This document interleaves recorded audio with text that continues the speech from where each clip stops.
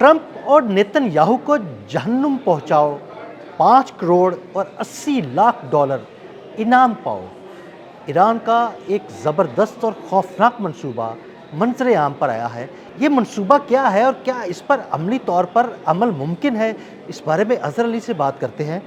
अज़हर भाई, 5 करोड़ 80 लाख डॉलर इनाम का ऐलान, ये एक मंसूबा है ईरान का कि अगर आप ट्रंप को और नेतन्याहू को मार कर लाएं तो ये इनाम पाएं। ये क्या मंसूबा है, ये इस पर अमल कैसे होगा? अदील भाई, चेहरा बड़ा है, शख्सियत बड़ी है तो इनाम भी बड़ा है। और ईरान में इस पे बात हो रही है कि किसी तरह इसको पार्लियामेंट में लाया जाए इस बात को। और नेतन्याहू और डोनाल्ड ट्रंप, ये दो ऐसे किरदार हैं जो सिर्फ ईरान पे हमले की ही बात नहीं है सिर्फ।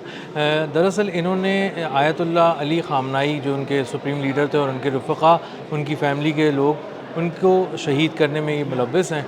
तो बुनियादी तौर पे अली लारेजानी शहीद ये कह गए हैं कि ये एक ऐसा ज़ख़म है आयतुल्लाह अली ख़ामनाई वाला, जो ईरानियों के दिल में है, रिश्ता रहेगा इससे खून, और हम इसको कभी भुला नहीं पाएंगे। बिल्कुल। और इसीलिए अब ईरान इस पे बात कर रहा है कि अगर ये दो किरदार हैं, डोनाल्ड ट्रंप और नेतन्याहू, और इन्होंने ही ये प्लानिंग की थी कि किस तरह ईरान की रिजीम चेंज के ज़रिए करें और इस तरह से ब्रूटल एक्ट करें, एक आके हमला करें और रिजीम को उड़ाएं। तो उन्होंने जब इस तरह से चीज़ की है तो उसके बाद ईरान में एक बहुत ज़्यादा इस बात पे लोगों का रद्द अमल था, और लोग ये कह रहे थे कि आप जंग लड़ें, सही है, लेकिन आप इन दो किरदारों के बारे में क्या कर रहे हैं, आप हमारी शहादतों का बदला लेने के बारे में क्या कर रहे हैं। तो उसके बाद जब इतना ज़्यादा रिएक्शन आया है और जो दबाव है, तो उसके बाद उन्होंने अपनी जो पार्लियामेंट है उसमें लाने का फ़ैसला किया है। इसको पार्लियामेंट में ये बात लाई जाएगी, इसको करारदाद की सूरत में पेश किया जाएगा, इसको मंजूर कराया जाएगा। और अगर ईरान की पार्लियामेंट से इसकी मंजूरी हो जाती है तो आप यूँ कह सकते हैं कि ये एक तरह से लीगल हो जाएगा ईरान में, और फिर बहुत से लोग इस बाउंटी के लिए जो है वो झपट पड़ेंगे। और पूरी दुनिया में ईरानी मौजूद हैं, पूरी दुनिया में ईरानी मौजूद है, और पूरी दुनिया में ईरान से हमदर्दी वाला सेंटिमेंट भी मौजूद है। और अगर यही बात है तो फिर इसका मतलब है कि डोनाल्ड ट्रंप अपने मुल्क में भी महफूज नहीं रह सकेंगे और नेतन्याहू को इसराइल में कहीं पनाह नहीं मिलेगी।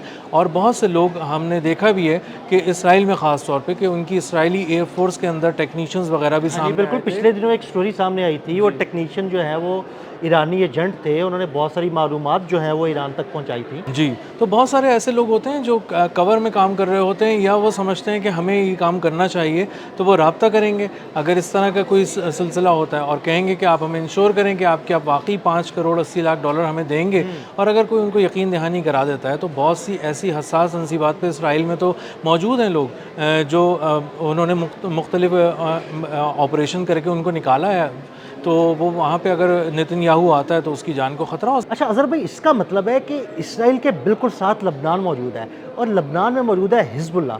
फिर हिज़्बुल्लाह के जंगजू तो बिल्कुल प्रिसाइज तरीके से नेतन्याहू को अटैक करने की कोशिश करेंगे। बिल्कुल ऐसे ही है, तमाम लोग लग जाएंगे, चाहे वो एक फ़र्द वाहिद हो, इनफरादी तौर पे हो, या इज्तिमाई तौर पे हो, कोई ग्रुप हो, वो कोशिश करेगा किसी तरह से भी इस पे हमला करने के, और चाहेगा कि उसको मार कर इनाम हासिल कर ले। अब इसका मतलब ये है कि जो नेतन्याहू है वो अपने मुल्क में महफूज नहीं रह सकेगा, कहीं जा नहीं सकेगा।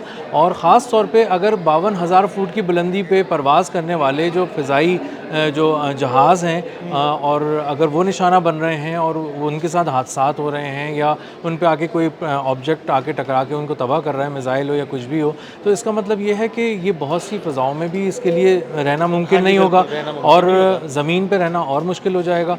तो कहीं से भी लोग आके सामने आ सकते हैं, और ऐसे लोग इसराइल में ख़ास तौर पे सामने आए हैं और उन्होंने हमला किया है। डोनाल्ड ट्रंप वो शख्सियत हैं जिन पर एक से ज़्यादा बार हमला हो चुका है, और वो हमला हमने फुटेजेस की सूरत में भी देखा है, और बाद में पता चलता है कि वो 19-20 साल का लड़का था, वो तो स्नाइपर से शूट कर रहा था, दूर से उसने निशाना बांधा था।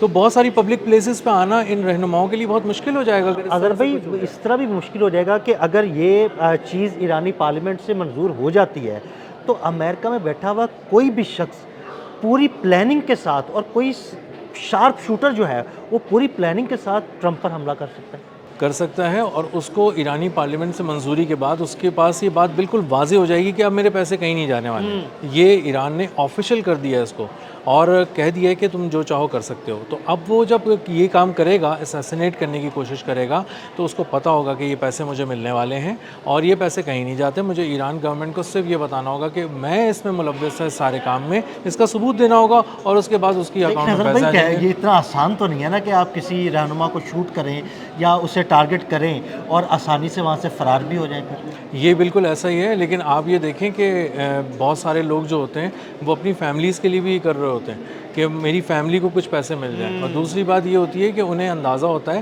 کہ ان کے پاس کم مارجن ہوتا ہے, کم ونڈو ہوتی ہے بھاگ کے کہیں نکل جانے کی.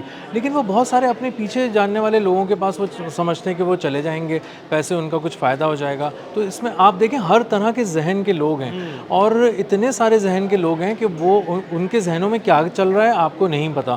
اور پبلک اپیرنس دینے والے لیڈرز کے لیے یہ ایک بہت ہی خوفناک بات ہے. یہ ایک سیریمونیل بات بھی ہے, یعنی ایران اس کو اگر آفیشیل کرتا ہے تو صرف مقصد یہ نہیں ہے کہ کوئی جائے اور ان کو اسیسینیٹ کر دے. مقصد اس کا ایک یہ بھی ہے کہ پوری دنیا تک یہ پیغام جائے کہ ہم ڈنکے کی چوٹ پہ بدلہ لینا جانتے ہیں, بدلہ لینا چاہتے ہیں, اور ہم ان دو بڑے رہنماؤں کے جن کے بارے میں لوگ کچھ بات کرتے ہوئے بھی ذرا احتیاط برتتے ہیں کہ ہماری کہیں بات خراب نہ ہو جائے اور ہم کہیں نظروں میں نہ آ جائیں.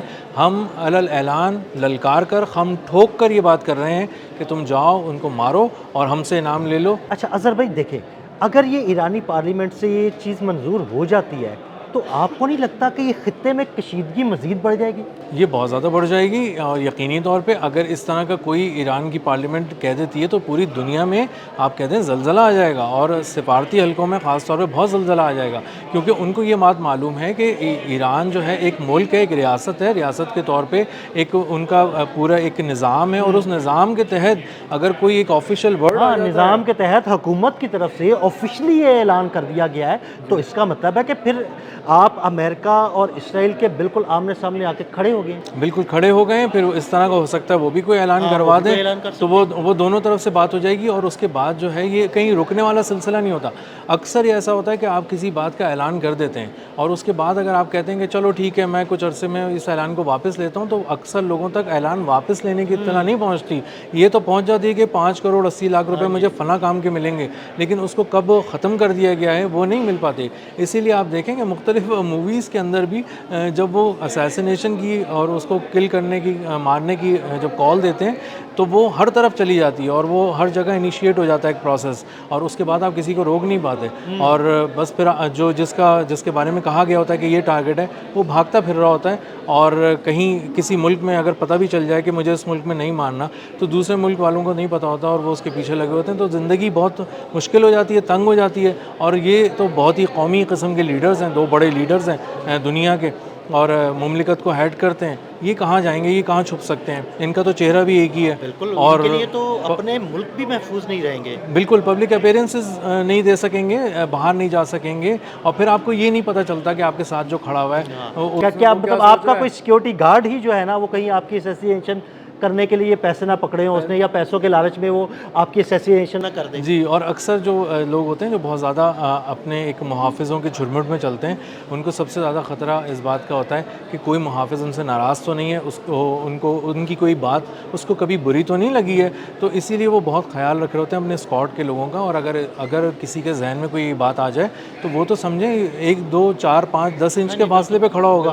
تو پھر وہ اگر کچھ ٹارگٹ کرنا بڑا آسان ہو جاتا ہے. جی, اور وہ نازک جگہوں پہ ٹارگٹ کرنا کہ جیسے آپ اوپر کے دھڑ کی طرف آپ ٹارگٹ کر سکتے ہیں, تو یہ تو انتہائی خطرناک. سر کو ٹارگٹ کرنا, آپ کے دل کو ٹارگٹ کرنا, دل ہے, گردن ہے, یہ سب یہ مقامات ہیں جن پہ آپ کو بہت زیادہ میڈیکل ایمرجنسی کی صورت میں آپ بہت زیادہ کسی طرف آپ نہیں پہنچ سکتے اس میڈیکل فیسلٹی تک, کیونکہ یہ بہت نازک ہے اور یہاں سے خون کا بہاؤ بھی بہت تیز ہوتا ہے.